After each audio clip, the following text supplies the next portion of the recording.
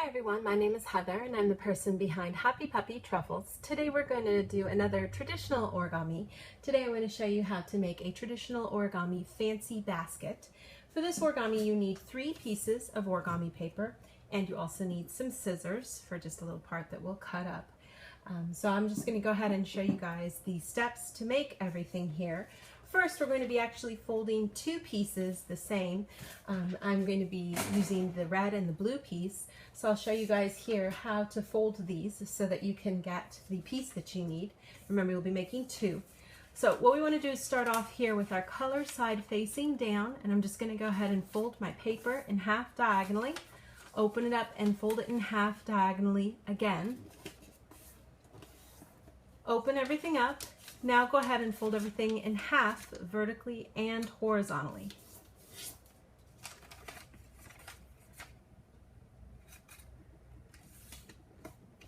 Once you've done these preliminary creases, we're going to then open everything up and fold these edges into the center, doing a door base. So I'll do this both sides here.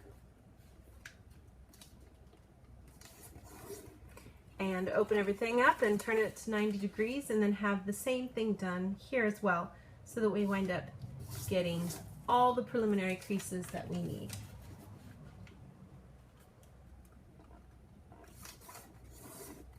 Open everything up and flip it over so that the color side is facing up.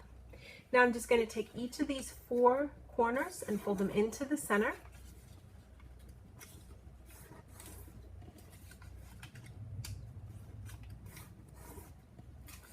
Make all 4 corners go into the center, like so.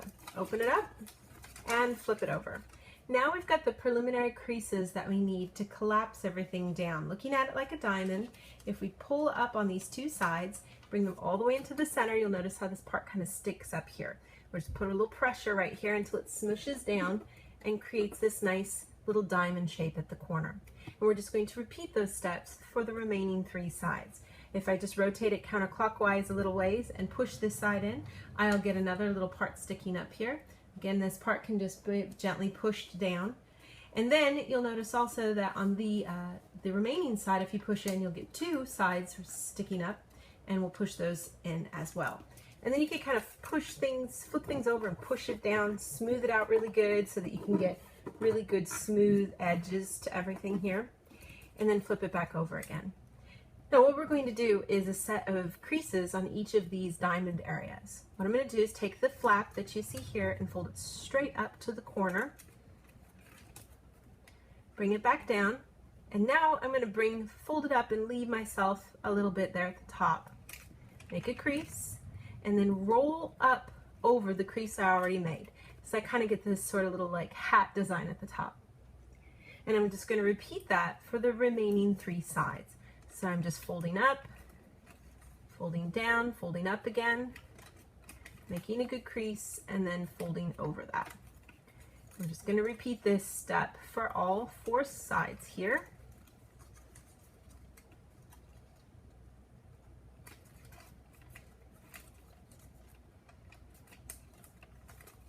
And then the last one here.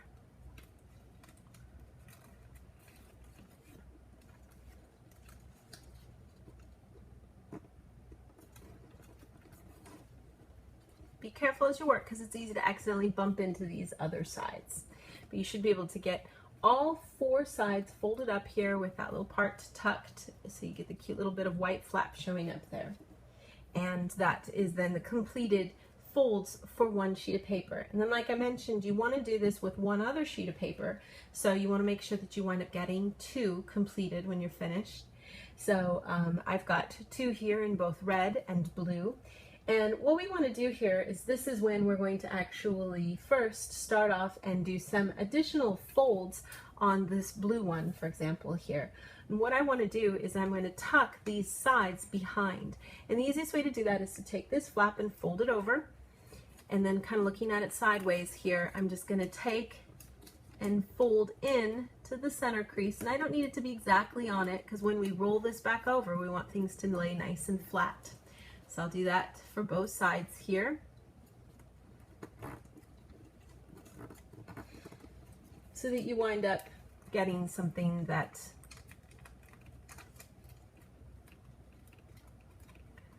you can do that in a couple different ways. You can fold it like I just did, or you can do a different fold, which I'm going to do here. What we're going to do is actually fold diagonally here.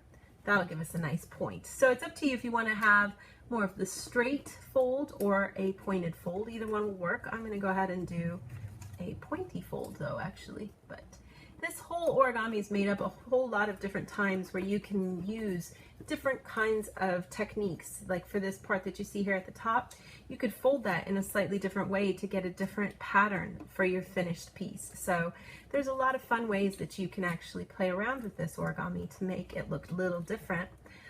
And you can even alternate, you know, one way and then one the other too, even on the same piece of origami. So I'm just going to go around for this particular sample that I'm showing you guys today. We're going to do the kite design as opposed to the straight down one. So I'll go ahead and get all 4 of these sides folded over. And these guys here, I'll just refold and have them fold down to make a little point. So once I'm finished, I should have these 4 points here for all of these, kind of making sort of like a cute little kite shape there at the end. Then what we want to do is, we've got that nice and smooshed down, then we want to take this piece here, and I'm going to actually go ahead and kind of take some scissors. This is where you need your scissors. This is the only time you need your scissors. And we're just going to cut right in the middle here and then across as well. And in some ways, if you wanted to avoid doing this now, you could actually fold individually smaller pieces of paper, but that can be kind of tiresome. This is a shortcut way.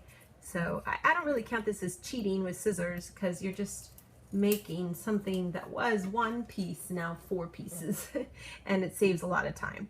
So I just cut so that I wind up getting 4 small little pieces here that I can then use. So I've got each of these pieces. These are just individual little pieces, and sometimes there's a little piece like this sticking off. You can just kind of pull that out and get it out of the way. But for the most part, it should be able to cut pretty exactly there to give you these cute little diamond shapes that we're going to use. And what we're going to do is, I'm just going to take one actually, and right in between 2 of these little kite shapes, I'm going to go ahead and slide this in right behind both of these flaps. So I'll get that in there. And then if you'll notice right here, we have a tab, and that's the tab I'm going to fold up as far as it'll go, right flush with everything here. And that's going to secure that piece that I just added. So I'm basically kind of tacking it down with the other pieces. So you don't need any glue for this origami, you just need to fold this in right. So I'm going to put this guy in here, try to line it up right with the point, take the tab. It's a lot of paper, so you want to make sure to kind of give yourself a second to roll it up right. Try to keep the center line that's run through here, keep that lined up with everything. I'll do this one.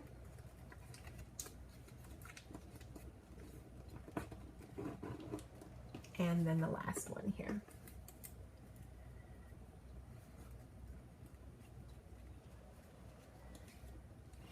And again, like I say, you want to make sure you take the time to kind of maybe even encourage this paper to roll over so that it curls up right, and you can get it as close to the edge of this paper here as you can to get a good fold on that, and then make a good crease right there across the top, so that we get all 4 of those little red little diamonds now tacked down into our larger piece.